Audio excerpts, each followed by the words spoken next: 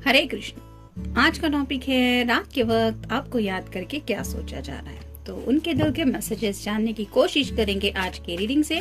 Tarot में से 6 card लेंगे और ओरेकल में से 7 मैसेजेस।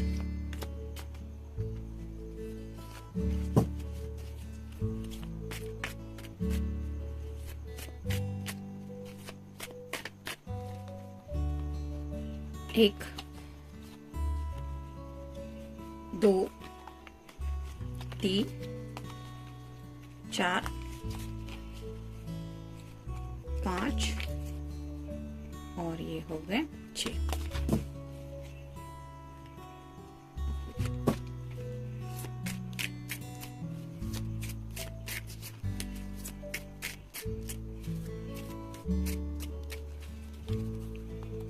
एक, 2, 3, 4, 5 और ये 6। ये फाइनल कार्ड। शुरुआत करेंगे हम टैरो से। ओहो, पहला ही कार्ड है 2 of cups. Water sign, cancer, Scorpio या फिर पाइसेस काफी ज्यादा मिस कर रहे हैं आपको। रोमांटिक कुछ बातें सोची जा रही है, हो सकता है हग्स एंड किसेस की कुछ इमेजिनेशन चल रही है। आपके बहुत ज्यादा क्लोज आना चाहते हैं। अगर ऑलरेडी ऐसा कुछ हो चुका है तो उन्हीं लम्हों को याद करके खोए हुए हैं उसी प्यार के लम्हे में। नेक्स्ट है knight of wands. Fire sign Aries, Leo या फिर सैजिटेरियस। पैशन ढेर सारी है लेकिन अपने जज्बात आपके सामने रिवील करना नहीं चाहते। यहाँ चेहरे पे मास्क लगा हुआ है जिसकी वजह से इनके जज्बात नहीं दिख रहे। वैसे ही हिडन थॉट्स हैं लेकिन आपको रिवील नहीं करना चाहते। पैशन इतनी है कि ये घोड़ा अब रुकने को तैयार नहीं है। वैसे ही बहुत ज्यादा पैशन के साथ आपके बारे में कुछ सोचा जा रहा है। मैं ये नहीं कह रही, ये सब कार्ड कह रहे हैं। देखा एक के बाद एक कैसे कार्ड आ रहे हैं। फिर है लवर्स का कार्ड। ये कार्ड भी आप देख ही रहे हैं कि किस तरह से है। इस तरह से आपको अपने आगोश में लेना चाहते हैं। काफी ज्यादा इमोशंस में डूबे हुए हैं। यहाँ नीचे जो पानी है वो रिप्रेजेंट करता है इनके जज्बातों को। तो ओवरवेलम हुए जा रहे हैं, यानी कि कब एक बार आपको इस तरह से हक्स करे और आपको कहीं जाने न दे। इस तरह की थोड़ी पैशनेट इमेजिनेशन है जिसमें खोए हुए हैं। नेक्स्ट है व्हील ऑफ फॉर्चून। समय का इंतजार किया जा रहा है या फिर ऐसा अगर समय पहले हो चुका है जहाँ पे आप दोनों एक दूसरे के साथ थे, हग्स एंड किसेस की बात हुई थी, तो उन लम्हों को दोबारा ये फिर से जीना चाहते हैं और शायद यही विश कर रहे कि काश ये पल वही होता कि राइट नाउ यही सब हो रहा है। आप दोनों साथ में हैं और इनकी सब रोमांटिक इमेजिनेशन रियलिटी बन गई है। फिर है नाइट ऑफ सॉर्ड्स। 2 बार घोड़ा आया है। नाइट का कार्ड है, यहाँ पे सॉर्ड है, यहाँ पे भी चेहरा ठीक से दिखाई नहीं दे रहा। तो आउट ऑफ द ब्लू आप तक रीच आउट होने की बात चल रही है। अगर उन्हें पता है कि आप कहाँ रहती हैं या रहते हैं तो हो सकता है आपसे मिलने के लिए ये आ सकते हैं किसी भी वक्त। यानी कि ऐसा नहीं कि रात को ही आएंगे, लेकिन उन्हें लगता है कि मैं अपने पर्सन से जाके मिलूं और अपने दिल का हाल बताऊं। तो आपसे मिलने की भी बातें चल रही है। आउट ऑफ द ब्लू अगर पॉसिबल नहीं हुआ तो एटलीस्ट मैसेज या फोन कॉल तो कर ही सकते हैं और आपको बता सकते हैं how much they love you. और फाइनल कार्ड है ace of pentacles. Earth sign, Taurus, Virgo या फिर कैप्रिकॉर्न। एसेस हमेशा अच्छे होते हैं। इनकी अगर कोई प्रॉब्लम चल रही थी अपनी फैमिली वालों के साथ तो हो सकता है वो प्रॉब्लम सॉल्व हो चुकी है। अगर घर वाले नहीं मान रहे थे तो हो सकता है वो मान गए हैं। और अगर किसी का करियर का कोई प्रॉब्लम चल रहा था तो हो सकता है वो प्रॉब्लम सॉल्व होने जा रहा है या सॉल्व हो रहा है। या फिर कुछ फाइनेंशियल अगर क्राइसिस चल रहा था तो उससे भी इन्हें राहत मिल चुकी है, जिसकी वजह से शायद ये इस तरह से आपको काफी ज्यादा मिस कर रहे हैं और आपके बारे में इतना ज्यादा रोमांटिक सोच रहे हैं। देखते हैं बाकी की कार्ड्स क्या कहते हैं। I love you because even though you are completely drop dead gorgeous on the outside, you are even more beautiful on the inside. तो उन्हें लगता है कि आप बहुत ही ज्यादा प्यारे इंसान हैं और उन्हें इतना प्यार आ रहा है आपके ऊपर कि वो आपकी खूबसूरती के बारे में तो सोच ही रहे हैं, लेकिन साथ ही साथ उन्हें ऐसा लगता है कि आप दिल से भी उतने ही अच्छे, यानी कि आपके दिल की वो खूबसूरती भी वो देख पा रहे हैं क्योंकि ये कम्प्लीटली आपके प्यार में डूब चुके हैं। नेक्स्ट है I love you because I know that I can trust you with anything, whether it is a secret और माई ओन हार्ट। तो उन्हें पता है कि वो आप पे बहुत ज्यादा भरोसा करते हैं, फिर चाहे वो कोई सीक्रेट हो यानी कि आपने उन्हें वो बताया हो या फिर इनसे छुपाया हो, फिर भी उन्हें भरोसा है कि उसमें कुछ अच्छाई है, और यहाँ तक कि उन्हें पता है कि उनके दिल के जो डीपेस्ट सीक्रेट है वो भी आपसे बहुत ज्यादा जुड़े हुए हैं। तो अपने दिल से भी ज्यादा हो सकता है ये आपके ऊपर भरोसा करने लगे। नेक्स्ट है, I love you because you are such a confident and courageous person.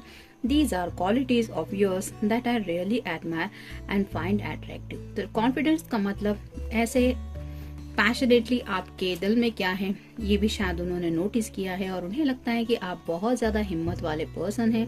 साथ ही साथ आपके अंदर बहुत ज्यादा कॉन्फिडेंस है, और इसी क्वालिटीज की वजह से वो आपकी तरफ ज्यादा अट्रैक्ट हो रहे हैं, और इन बातों को आपके लिए वो काफी ज्यादा सराहना करते हैं। इन बातों के लिए मतलब वो रियली मानते हैं कि हाँ, you are such a confident person, काफी हिम्मत है। ऐसा कुछ पल हुआ होगा कि जहाँ पे उन्होंने नोटिस किया है कि सच में इस पर्सन के अंदर बहुत ज्यादा कॉन्फिडेंस है।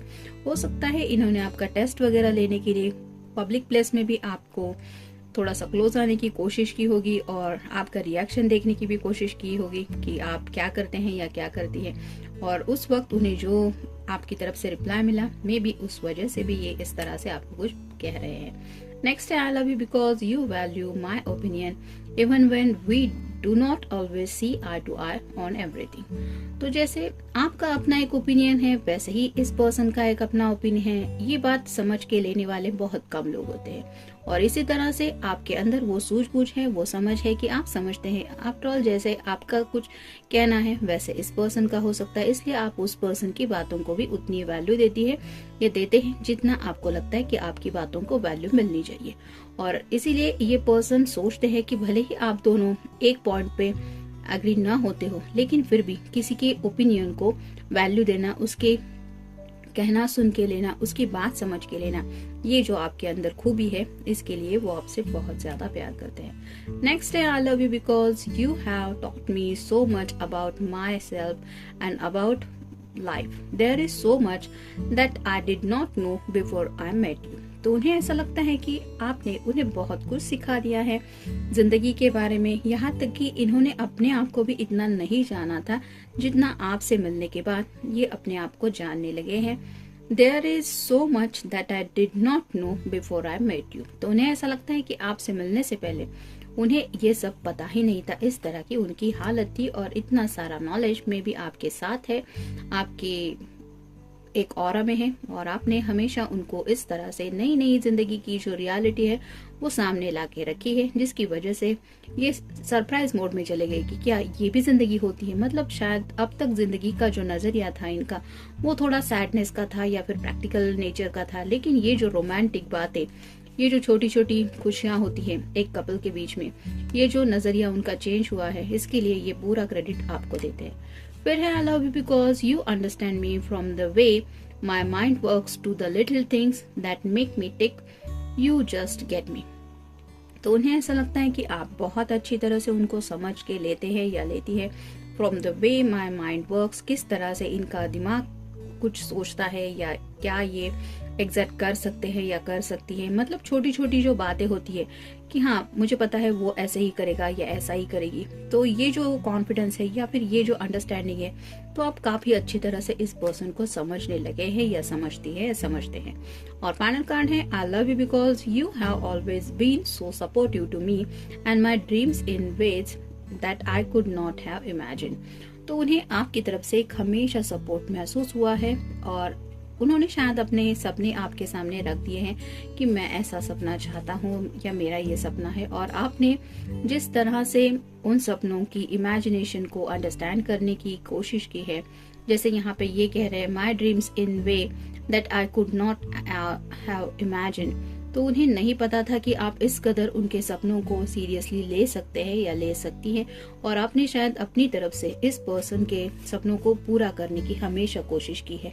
और जो पर्सन खुद के सपनों को साइड में रख के किसी और के सपने के लिए अपना बेस्ट देता है, उसके लिए तो कोई भी प्यार करेगा ही। और इसी तरह के रोमांटिक जज्बात लेके आपके पर्सन आज आपके बारे में सोच रहे हैं। तो जनरल रीडिंग है, मिलते हैं नेक्स्ट रीडिंग में। Till then take care.